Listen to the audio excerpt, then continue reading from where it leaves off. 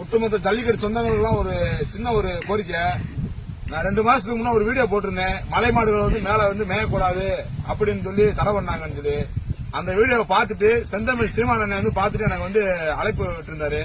அதாவது வந்து அண்ணன் வந்து 300 மாட்டோட வந்து மேல மலையில போய் நான் மேப்பேன், எவனா கேட்டா அடிச்சே கொள்ளுன்னு இருக்காரு. நான் 500 மாட்டோட வருவேன், மேல வந்து மேப்பேன், எவன் கேட்கறேன்னு பாப்பான். இந்த மலை யாரா ஒப்பனாடா கொடுத்தேன், ஏழை கலாணி போயிடா. இந்த மலை வந்து இயற்கையை கொடுத்துடா. இந்த இயற்கையை தாண்டா நம்மளப்பெல்லாம் வாழ வைக்குது.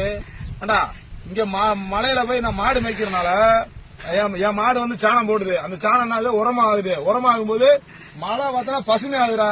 பசுமை வரும், மழை வருது. மழை வந்தா ஆத்துலயே தண்ணி வருது. தண்ணி வந்தா விவசாயம் வருது.